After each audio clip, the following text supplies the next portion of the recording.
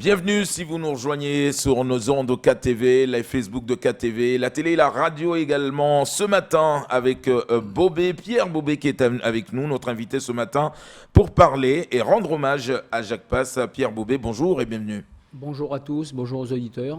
Alors, Pierre Bobé, on le sait, d'abord, Jacques Passe, c'est d'abord ce prof où toute une génération, en tout cas de jeunes Mahorais, l'ont côtoyé d'abord en tant que prof d'éducation physique et sportive. Effectivement, il était arrivé en 1983, il était professeur d'éducation physique. Au bout de quelques jours, j'ai fait sa connaissance et bon, j'ai bien vu qu'il y avait du talent, il y avait du potentiel et on s'est très bien entendu jusqu'à maintenant. Alors, l'homme, d'abord, c'est la question qu'on peut vous poser, Pierre Bobé, Jacques Passe, c'est d'abord nous parler de l'homme en lui-même. L'homme, il était discret, souriant, toujours disponible et surtout, bon, c'était quelqu'un qui avait toujours un peu d'humour, un humour assez caustique, mais qui était quand même très simple. C'est resté un homme simple toute sa vie, malgré toutes les manifestations qu'il a pu organiser, notamment le festival d'images sous-marines, la course de pneus que personne ne peut oublier. Il avait même réussi à inscrire ça aux épreuves du bac. Donc il faut quand même être assez malin pour arriver jusque-là. Bon, à côté de ça, c'était quelqu'un de disponible, qui a été toujours avec les jeunes de par son travail. Et donc effectivement, beaucoup de Mahorais l'ont eu comme professeur. Et à côté de ça, il avait beaucoup de hobbies, de passe-temps, mais qui étaient des vraies passions. Notamment, il faisait un peu de peinture, il écrivait un peu, il faisait des livres, participait à des livres. Donc c'est quelqu'un qui était assez ouvert. Il avait pas mal de disciplines, pas mal de cordes à son arc et il faisait pas mal de choses. Donc c'est quand même quelqu'un qui a été un passionné de Mayotte. C'est avec son collègue en 84 ou 85, quand ils ont eu leur prime de fonctionnaire, qui ont eu l'idée d'investir dans le caribou. Donc le caribou aussi est un peu... C'est un peu les pères du caribou, après qui a été revendu, mais c'était un peu un signe fort d'un ancrage à Mayotte et d'une passion pour Mayotte. C'est vrai que son autre passion, c'était la plongée. Ah ben ça, effectivement, on ne peut pas dire que le contraire. Effectivement, moi, on a passé presque 38 ans ensemble à écumer la mer, à chercher les beaux poissons, les gros poissons, à essayer d'améliorer la technique. Effectivement, bon, ça a été c'était sa passion première et c'est un peu pour ça qu'il était venu à Mayotte. Et bon, on s'est rencontrés là-dessus, sur ce sujet-là, sur ce terrain-là. On a réussi quand même à faire avancer le dossier. Quel est le plus beau souvenir qu'il vous reste de Jacques Passe ? C'est un souvenir familial, c'est quand on partait avec nos enfants et on allait à bord d'une jonque de notre ami Ernest qui est décédé lui aussi. On allait à la Zélé et au Geyser à bord d'une jonque, passer généralement les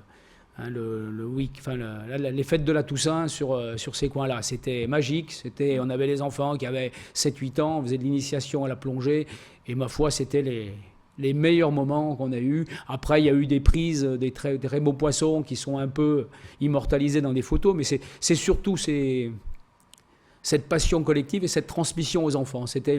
L'objectif, c'était de former un peu les enfants, les initier à la mer, au plaisir de la mer. Voilà. Alors... Et puis de là est né le festival sous-marin. Il a quand même voulu transmettre tout ça. En gros, il voulait faire participer à tous les niveaux. Il voulait faire participer donc le festival d'images sous-marines. C'est lui qui a rencontré, je crois, l'organisateur en métropole, qui l'a incité à venir, qui l'a fait venir sur ses fonds personnels, qui s'est débrouillé au début un peu de manière un peu artisanale, et puis après, de fil en aiguille, ça a pris de l'importance et c'est devenu un peu un incontournable. C'est vrai que Mayotte, sur un grand lagon, il fallait faire connaître ça et je pense que le festival d'images sous-marines a été un peu un élément déclencheur et ça a amorcé une prise de conscience parmi la population, parmi les anciens élèves, tout ça, qui avait quand même quelque chose à explorer, à admirer et puis à préserver. Alors aujourd'hui, c'est vrai, Pierre Bobé, Jacques Passe finalement restera le père de la course de pneus, l'initiateur de ce festival de l'image sous-marine. Mais est-ce qu'il avait des regrets quand on voit aujourd'hui la dégradation même de notre lagon, par exemple ?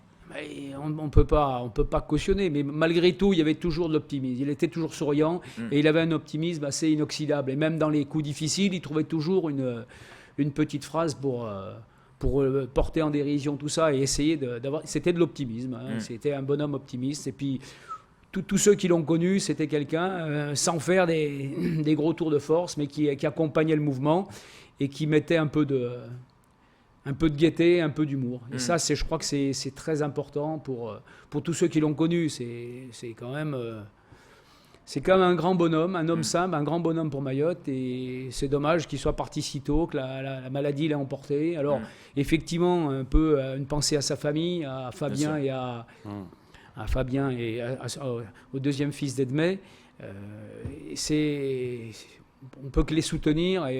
Voilà. Mais bon, la page est tournée. On a les souvenirs, Maintenant, effectivement, il faut faire perdurer cette course de pneus, qui est quand même unique au monde. Et le festival Images Marines, pour que tout le monde ait accès un peu à ces images. Je pense. Alors on sait que grâce à ce festival, il a été en contact permanent avec des apnéistes reconnus mondialement. Donc ces gens-là aujourd'hui, quand la nouvelle va arriver ou quand ils l'ont eu déjà cette nouvelle, que voilà, cet homme qui finalement fait venir un peu du monde un peu partout pour participer à ce festival, ça va être un manque, ça va être un vide. Oui, mais donc il faut que quelqu'un reprenne le flambeau. Donc on essaie de voir ce qu'on pourra faire. Mais c'est vrai qu'il connaissait beaucoup de monde et avec son côté très simple, très accessible, il a rencontré beaucoup de gens, notamment des apnéistes de très haut niveau, de niveau mondial. Bon, voilà, c'était sa force. Sa force, c'était avec son panier en guise de cartable. Il n'a jamais eu de cartable. Il avait un panier, un chapeau de paille comme outil de travail, comme caisse à outils. Et voilà, on gardera cette image. Et cette image-là, effectivement, je ne dis pas qu'elle a fait le tour du monde, mais beaucoup de gens ont été séduits par ce côté un peu hors norme du personnage. Est-ce que justement, il avait un peu préparé sa succession par rapport à la course de pneus ou par rapport au festival, en disant, voilà, la relève va être assurée? Est-ce qu'il a formé des gens pour ça? Bon, alors, pour la course de pneus, et je crois le festival Images Sous-Marines, effectivement, il y a Angalia avec monsieur Laurent Mounier, qui est un peu le relais, parce qu'effectivement, à la fin, ça avait pris tellement d'importance qu'il n'arrivait plus à gérer tout le mouvement. Donc voilà, je pense que ça, au moins déjà, ça va être préservé, ça va continuer. Voilà, et puis on verra bien après pour le reste. Alors, son souhait, Pierre Bobet, c'est d'être inhumé sur ce territoire, notamment du côté de la Petite Terre. Aujourd'hui, est-ce que déjà, on peut dire que Mayotte doit se rassembler, en tout cas pour aller l'amener dans sa dernière demeure? Écoutez, c'est un peu le souhait de tout le monde, et c'était un peu son souhait tant qu'il était encore en vie. Maintenant, on va voir. Après, il y a la partie logistique. Bon, c'est pas encore. On ne sait pas trop comment ça va se passer. Donc voilà, je pense que vous serez informé, soit par la famille. Enfin voilà, vous aurez bien l'information à temps. Et effectivement, bon, l'accompagner vers sa dernière demeure. Mais bon, je crois que sa dernière demeure, c'était un peu le lagon. Donc voilà. Mais ça, c'est une belle image qu'il laisse quand même. C'est que le fait que Jacques Passe décide d'être enterré à Mayotte. Parce qu'il aurait pu faire le choix, voilà, il était à Marseille, de rester en métropole. Il a quand même voulu rester à jamais sur ce petit caillou du bout du monde qu'il a tant apprécié. Ben oui, mais bon, il a sa famille qui est là, il a son fils, sa femme, donc la boucle est bouclée. Ouais. Alors, si vous, Pierre Bobet, vous aviez une anecdote à nous raconter de Jacques Passe. C'est vrai qu'il était tellement simple et accessible, comme vous le disiez, mais forcément, il doit avoir quand même une anecdote. Alors, des anecdotes, effectivement, on en a beaucoup. Alors, il y en a des bonnes, des mauvaises, mais bon, il avait toujours le mot pour rire, et il avait toujours dans ses affaires, alors tout le monde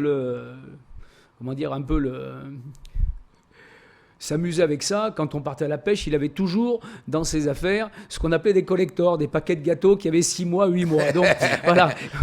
Alors chaque fois qu'il sortait un paquet de gâteaux ou un truc pour le casse-croûte du soir, tout le monde un peu rigolait et il me disait, est-ce que c'est un collector? Et effectivement, il avait souvent des collectors parce que il stockait dans son frigo spécial pêche tout le ravitaillement. Donc voilà, c'était un peu l'anecdote du soir quand on était fatigué, quand on rentrait de la pêche où on était sur le bateau, le casse-croûte du soir, le moment le plus attendu.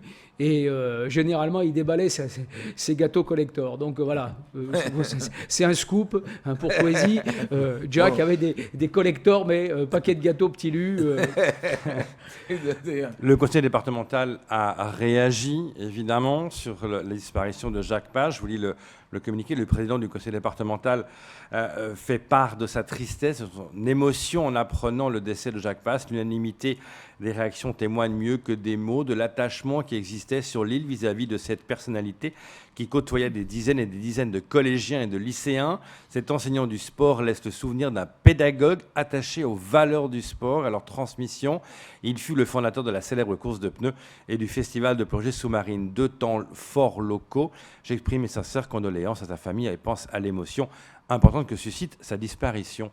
C'est vrai qu'il y a beaucoup d'émotions. Depuis hier, on lit sur les réseaux sociaux, beaucoup d'émotions pour sa disparition. Il était accessible, il connaissait beaucoup de monde, et de par ses activités, il rencontrait beaucoup de gens, beaucoup de jeunes, et de par sa profession. Donc il a accumulé au fil des années des relations, d'une part avec les élèves, les anciens élèves. Beaucoup de gens dans la politique ont été ses anciens élèves. Voilà, donc tout ça mis bout à bout, ça fait que ça fait quand même du monde qui est sensibilisé à sa disparition. Est-ce qu'il voulait faire encore d'autres choses pour Mayotte? Est-ce qu'il avait, toujours une idée nouvelle. Il avait toujours une idée nouvelle. Alors là, il faisait des photos, il faisait des tableaux, il essayait toujours une nouveauté. Voilà. Alors il avait aussi une passion, c'était les papillons. Ça paraît couillon, mais il avait les papillons. Et il y avait un papillon endémique à Mayotte qui faisait reproduire dans son jardin. Il était très polyvalent. Et puis il était très attachant. Voilà, c'est ce qu'on retiendra. Un homme simple, attachant et disponible pour Mayotte. Je veux dire, il a quand même, depuis qu'il est à la retraite, il était sur pas mal de fronts au parc marin. Il était, il s'occupait d'associations d'apnéistes, il faisait venir des apnéistes, il y avait pas mal d'activités. Donc c'est vrai que ça.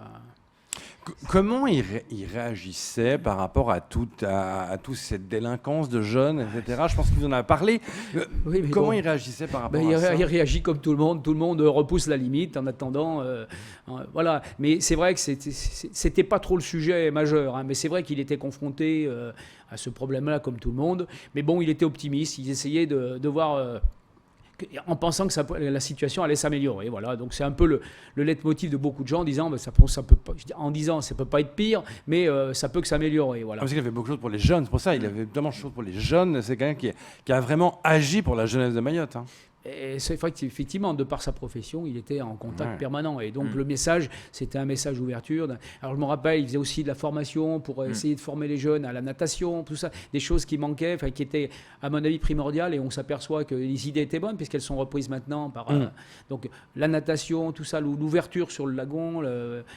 Il était quand même sur tous les fronts. Est-ce qu'aujourd'hui, si par exemple quelqu'un comme Laurent Mounier également, qui l'a côtoyé avec cette course de pneus depuis des années, est-ce qu'aujourd'hui, pour continuer à le rendre hommage, on devait avoir un prix Jacques Passe, par exemple dans la course de pneus? On peut, ça ne mange pas de foin, c'est quelque chose qui est symbolique. Voilà, mais bon, effectivement, souvent, dans ce genre de situation, on encense les gens et puis on oublie assez rapidement. Là, effectivement, cette course de pneus, c'est devenu un rituel. On a toujours une pensée à ce moment-là. Voilà. Et je pense qu'il est inoubliable à Mayotte quand même. Il a tellement fait tellement de choses pour Mayotte que ça me semble. Il a eu un parcours difficile. Il a eu un parcours professionnel très bien. Il a eu un parcours personnel où il a eu des épreuves très dures, la disparition d'un membre de sa famille. On a des circonstances difficiles. Donc il a surpassé tout ça. Et ma foi, c'était sa force de ne pas laisser paraître, d'avancer malgré les étapes difficiles, les épreuves il a quand même eu un certain nombre d'épreuves qu'il a transcendées justement en s'occupant, en se tournant vers toutes ces associations, tout ça, et essayant de passer au-delà. Voilà. On sait que Pierre Bobet, on sait qu'il est parti dans des conditions aussi difficiles parce que toujours en crise sanitaire avec ce virus. Mais on le sait quelque part aussi que chaque année, il était inquiet par rapport à l'organisation même du festival. Est-ce qu'il y aura les annonceurs? Est-ce qu'il y aura les partenaires? Et tout ça, ça le hantait des fois. On le voyait quand il venait sur les plateaux qu'il attendait, il lançait des appels, j'ai besoin d'annonceurs, et ça l'inquiétait. Est-ce que cette année, il vous en avait déjà parlé par rapport à cette crise? Alors, effectivement, il avait quand même commencé avec Laurent Mounier de transmettre un peu la patate chaude en disant écoutez, maintenant à vous de jouer, le gros du travail est fait. Effectivement, c'est devenu une épreuve maintenant assez connue. Donc les annonceurs participent. C'est vrai que le Covid a un peu affaibli le monde économique. Donc effectivement, je pense que ça, justement. son décès va peut-être un peu pousser un peu plus pour que ce soit encore plus spectaculaire et mieux encadré et mieux sponsorisé et puis bien relevé par les chaînes les médias locaux. Bien sûr. Quel est le dernier souvenir qui vous marque de lui, là? Des souvenirs quand on pêchait des gros poissons. Mais là, je pense que là où il est, déjà, il a dû prospecter, il a déjà dû regarder où il y avait de quoi faire, où il y avait à prospecter. Donc, c'est une note d'espoir, voilà. Alors, en tout cas, Jacques Passe qui sera inhumé chez nous. On attend en tout cas que la famille nous tienne au courant de l'organisation même de cette inhumation. Donc, Pierre Bobet, écoutez, en tout cas, Mayotte et puis toute l'équipe de la rédaction également envoie nos profondes et sincères condoléances à toute sa famille, à ses proches, à ses amis. D'ailleurs, une jeune, en tout cas une auditrice qui dit « C'était mon prof de PS au collège de Mamoudzou, c'était un grand homme, paix à son âme ». Merci Pierre Bobet d'être venu nous raconter un peu les anecdotes et nous parler de l'homme Jacques Passe que nous saluons bien évidemment là-haut où il est.